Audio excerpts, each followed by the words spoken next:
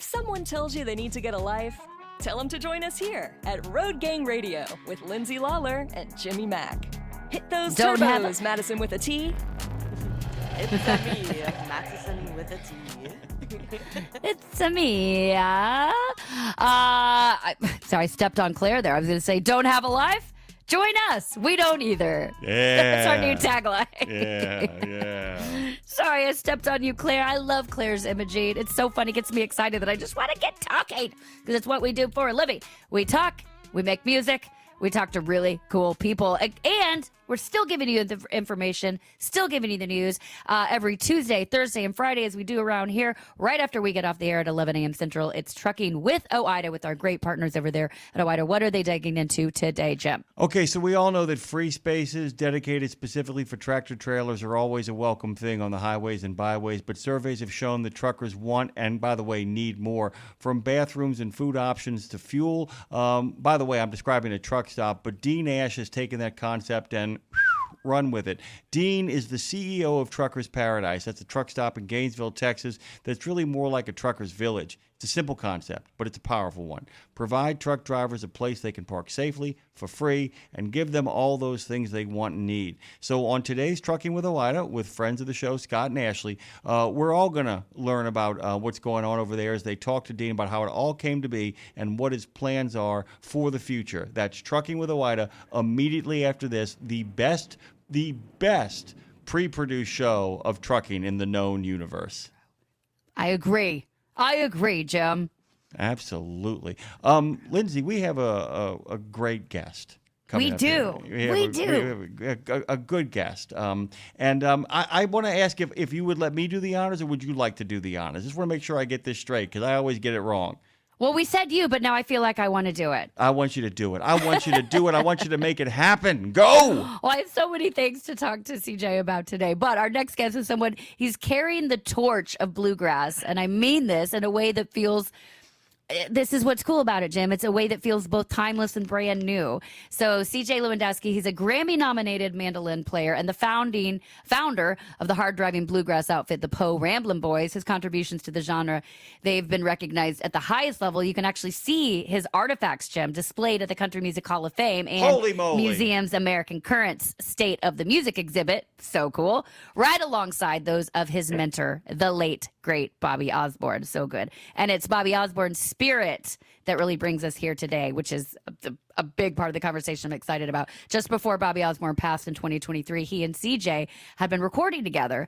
And in the aftermath of Bobby's passing, CJ sat on his porch in the Smoky Mountains. We're going to talk about this, unsure what to do next. And Bobby came to him and said, put that music out, boy. He said it differently, but we'll let him talk about how he said it. So because of that, the brand new album, Keep On Keepin On, is a tribute, a collaboration across generations. We've been talking about generations today, and a collection featuring some of the last tracks Osborne ever recorded. So, Jim, the record includes legends, Grammy winners, Opry stars, and even Billy Springs joining on the now IBMA-nominated track Core Is Gone. It's not just an album. It truly is a jewel. It's so good. Please make welcome to the show, CJ Lewandowski. Good morning, you big ol' icon, talented human. How are you? Good morning to y'all. Boy, y'all are chipper. Too much coffee. Well, actually, I need what you guys are taking. I've been told, CJ, that if I don't become more chipper, my wife is going to put me in a chipper. So I have to make these decisions, moving along as we kind of go. I guess that's why I don't have a wife. I'm not so chipper. Smart man. Oh, we can talk to him about dating apps. Dating apps, absolutely. Oh, Lord. CJ, let's just kind of start with giving people a sense of an origin story. We had on a great guest yesterday, Mr. Don Cusick, who talked about in detail the idea that so much of what bluegrass is about tradition. Is even as it changes, even as it kind of makes a little bit of room for other influences and stuff, it really is about kind of honoring the past by kind of getting a lot of what was important about it kind of. It always is kind of summoning the ghost of what once was there. I don't know if that's fair, if you'd agree with that, but talk about your own introduction. And was there ever a time when you weren't aware of this music? There was, very much so.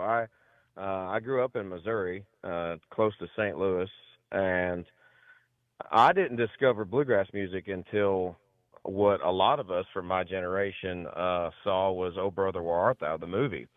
And I'm an only child.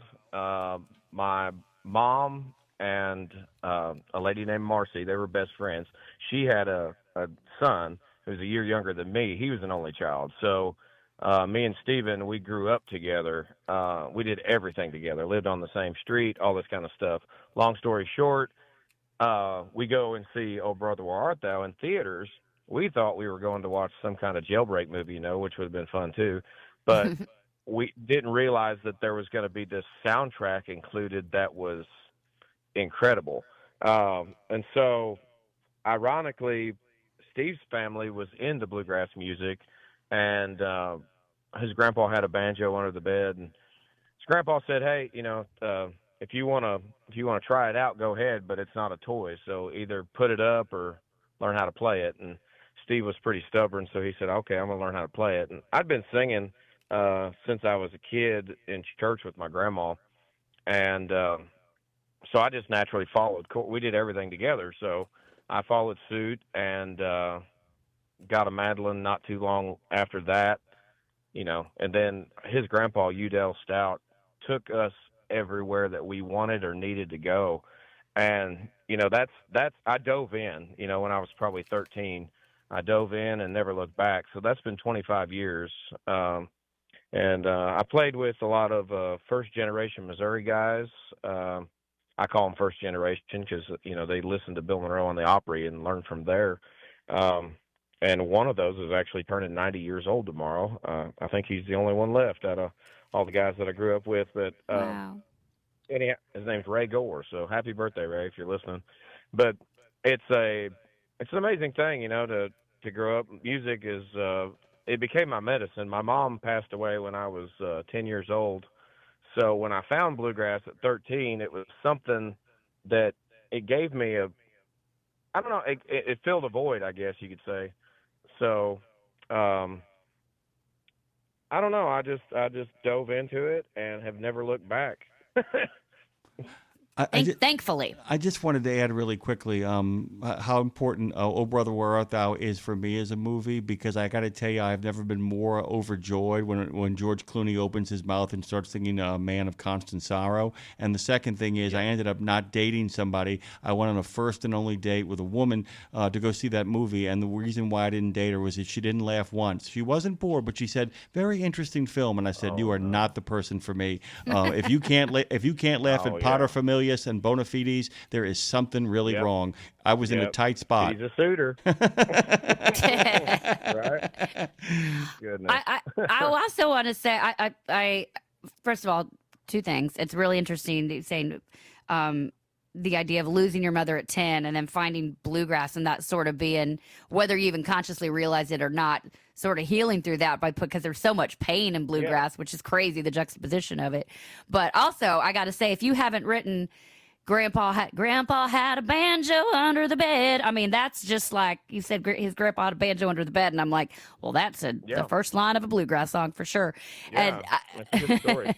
It's a good story. Okay, so with the Grammys, I'm curious your take on this. We talked about it yesterday with the Don Cusack, who's a music historian. Talked about the Grammys recently creating the traditional country category.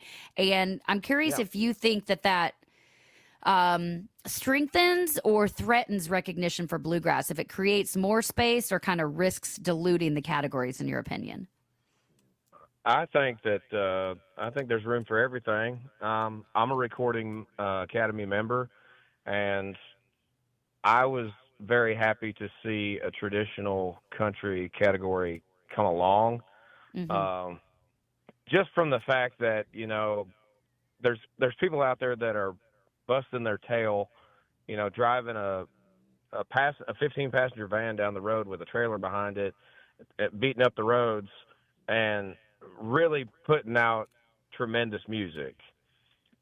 And within the Grammy categories, you can get overlooked very largely because if you've got too many acts competing against each other, you can. There was a big uproar about the Beyonce country album and whatnot, but how in the world can Zach Top compete with Beyonce or vice versa?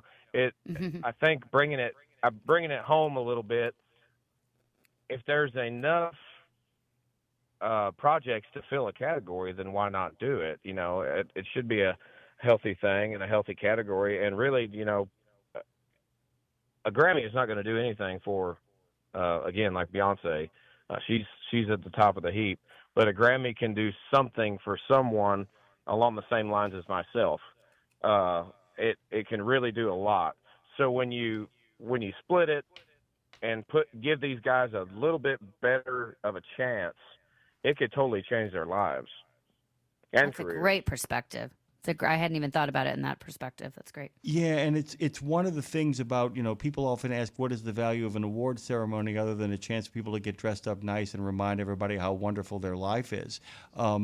That when it actually creates space to honor truly great work that people might not have been able to notice, True. when it actually is people stepping forward and saying, look, you may not like this, but a lot of people who really know music and really know this particular genre really have a sense of it, so it might be worth a second look. I mean, that's really what it kind of comes down to in the music industry. Lindsay talks about this all the time, and this happens in film and theater as well, too. There are a number of people who simply didn't win the lottery. And I don't mean, when I say that, you know, I mean the idea that they have everything they need. They just haven't gotten in front of the right audience yet or gotten the right break. And this is an opportunity to provide some of those people with that shot without diluting it. Yeah, exactly. That's what it is. You know, when the poor Ramblin' Boys, we won the International Bluegrass Music Award Emerging Artist of the Year in 2018, and we were still a fresh band, had just left the distillery that we normally played at, was just starting to get out in the festival scene and the market. But when we were given that award, I think it sealed the deal for a lot of us. Like, we can do this. We can do this for a living. We can play the music that we love, because ideally we're playing like a traditional vein. I would call it progressively traditional. And in the time that I was growing up, traditional bluegrass was not mainstream within the bluegrass market. And so I didn't think that I had a place.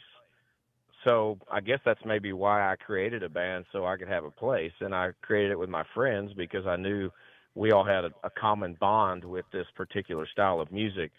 So I think it worked to our advantage, but just to get that recognition that night from our peers, that was life-changing. You know, I bawled my eyes out, and I didn't know. It's just like you work so hard for so many years, and yes, it's just a little piece of glass or a little piece of gold or whatever you want to call it, or a little medallion.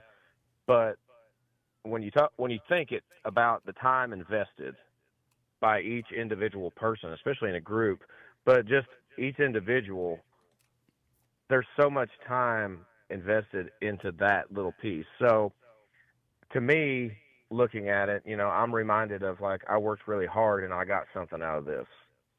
So I love the idea of solidification.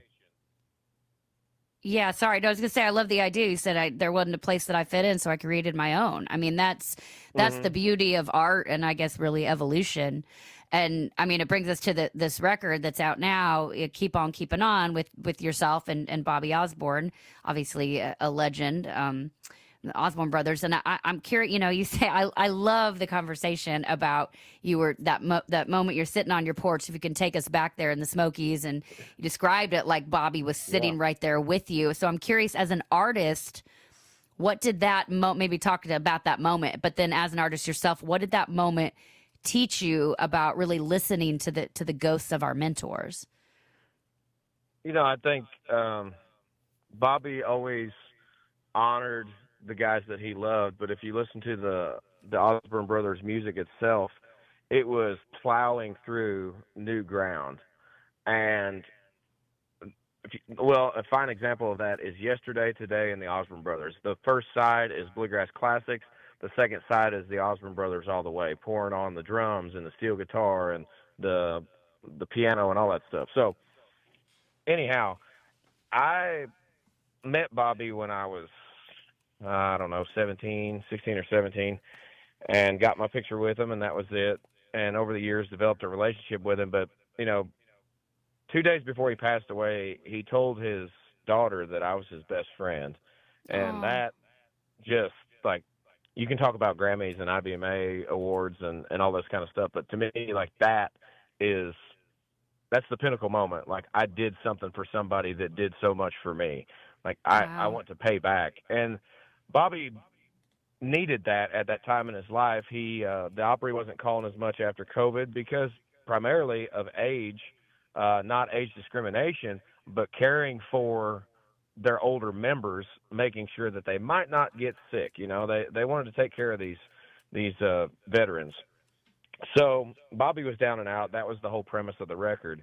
6 months in, we lost Bobby. I had no clue. No one had any idea. It was, I know he was 91 years old, but it was a huge surprise when he passed away. I saw him just, 4 or 5 days before that. So I didn't know what to do. I was lost because I had focused so much time on Bobby and getting this done and doing this for him because I saw the medicinal purposes of music actually working on Bobby as well. His mind was sharper. He was being creative. He was laughing and smiling. His whole mood had changed. His physical ability to walk better and do all this stuff was happening. Music was making him better, and it was giving him new life. And so I was really disappointed in myself because I didn't get the project done for him. He died on June 27th of 2023. Our first single was supposed to come out June 30th. Oh, God. Wow. And on the 20th, it was a song called Too Old to Die Young. And Wow. I called the label, Turnberry Records, and I said, Keith, you've got to scrap this. Like, I don't want people thinking that we're trying to make money off of his passing. Wow. And for another thing is, I don't want to hear his voice. I don't want to hear him right now. I can't, So we had the funeral, all that stuff, and buried him. It's all said and done, and I'm just sitting out on my porch one night. It's middle of July, I guess, and I'm just sitting there going, like, what am I going to do? Me and Bobby had so many plans, and I don't know what to do. I've got 8 tracks and of his voice, and I don't know. I'm just going to get rid of it. And literally, it's probably 1 a.m., and Bobby shows up. He showed up many times after this, but this was the first time he showed up.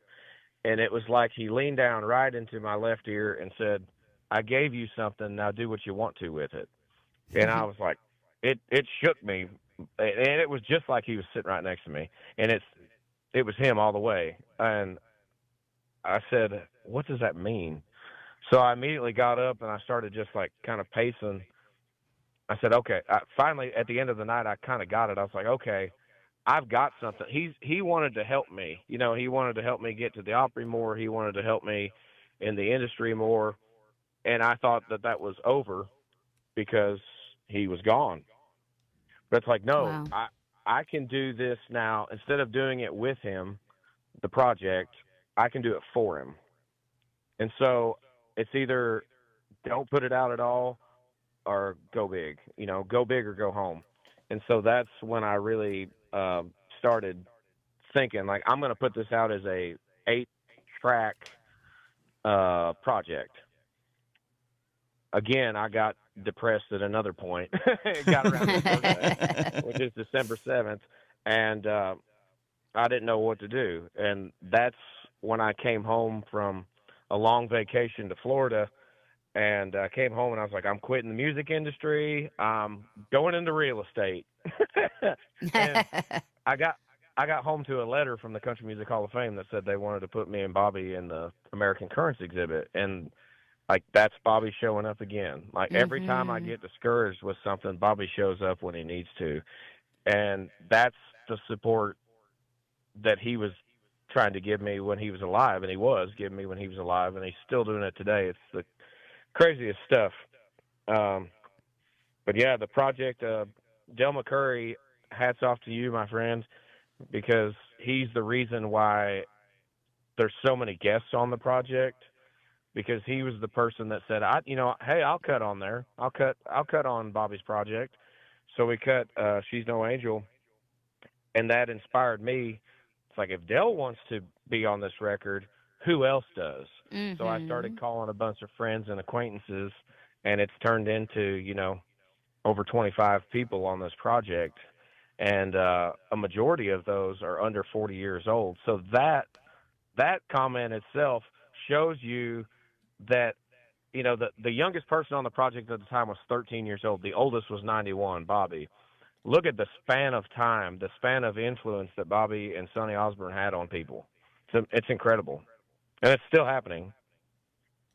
Wow.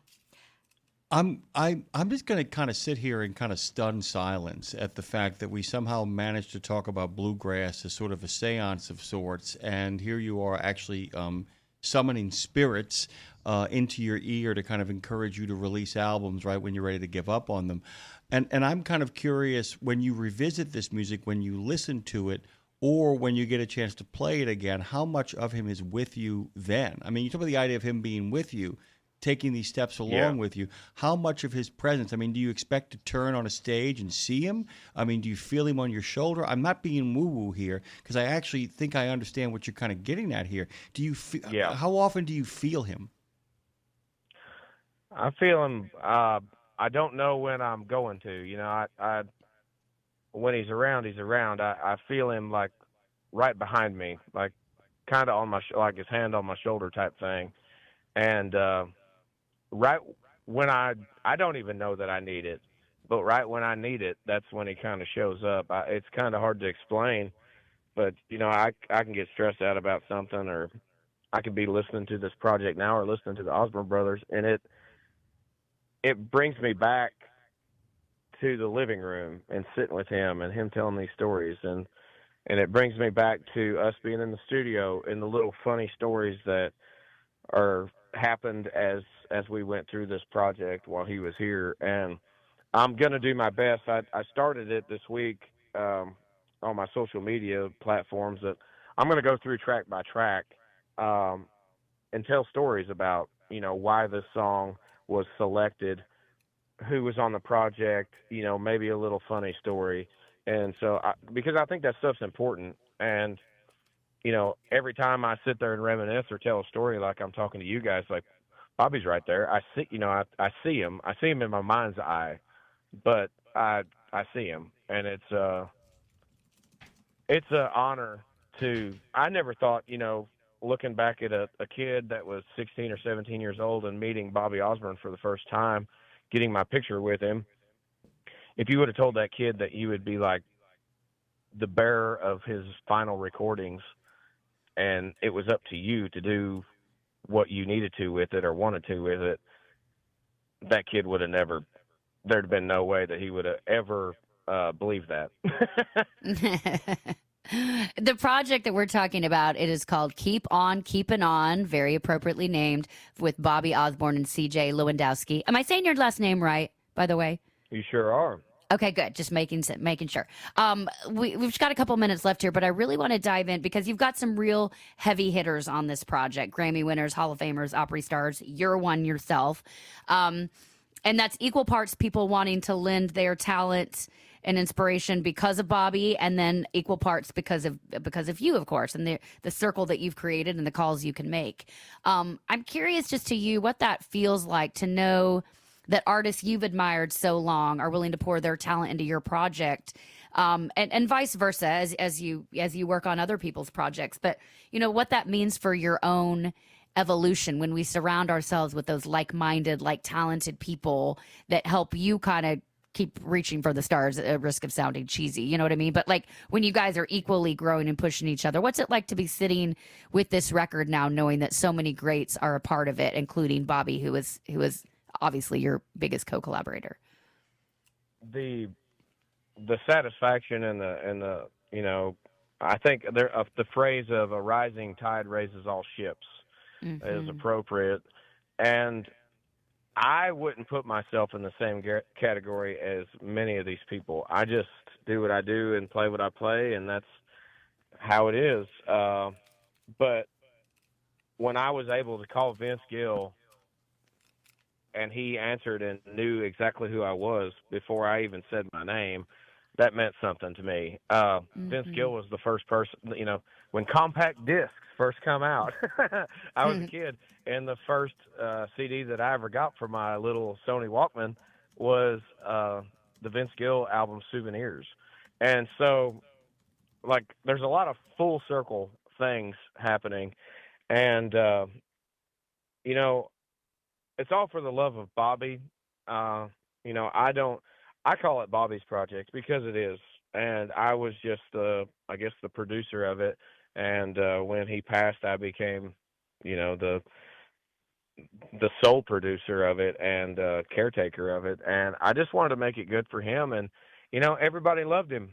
And there's proof in that. And to show the reasons that I love bluegrass music and being a part of this community is because there is a community. I say that I'm not an equal to, but we are all on a pretty level playing field as far as, accessibility, talking to people, being nice, coming up to the merch table and talking to people, signing autographs. It's a very professional industry, but it's also got a lot of mom and pop traits to it that make it a family. It's not just a community. Country music is the same way, especially the older generations of people. I remember Bill Anderson walking right up to Bobby, being like, "Hey, how's everything going over at the farm? You've been growing any tomatoes," or stuff like that. They knew about each other's lives, and so, I never thought that Rob McCurry would be calling me and asking me about cars and stuff like that. And, and then saying, "Hey, you want to do something at IBMA? Let's go do something." Those guys are my heroes when I was 13 and 14, well, even now, but I looked up to them from a crowd perspective, not even knowing how to play music, and be like, man, I want to be like those guys. And for them to recognize me as just a normal guy that plays music like they do, I really appreciate that. I can't thank you enough for making time for us this morning. I want you guys to go to turnberryrecords.com if you want to find out where the Poe Ramblin' Boys shows are. Also go to Facebook and Instagram on turnberryrecords.com. You can keep up with all the goings on and doings on. Where are you headed next, man? Well, I'm on my way to Chattanooga right now. I'm going to drop off Jimmy Martin's pickup truck at the Coca Museum to be on display for a little while. And then Thursday, let's see here.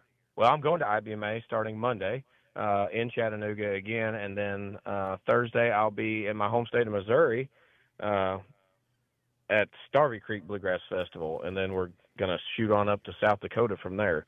So got a pretty busy week coming up. You're busy, and this record is so good. This is driving music, guys. I'm telling you, both driving, I mean that both ways. Play on the word, pun intended. It's driving, and it's driving. It's called Keep On Keepin On. That's the album. It's really beautiful. It's steeped in so much history and inspiration, and we just appreciate you taking the time, CJ Lewandowski, to join us. I hope everybody not only streams this, but downloads it in honor of Bobby, and in a hopes to continue that CJ can keep on doing what he does forever. So thank you for your time, brother. Keep on. Thank you, CJ. Thank you so much, man.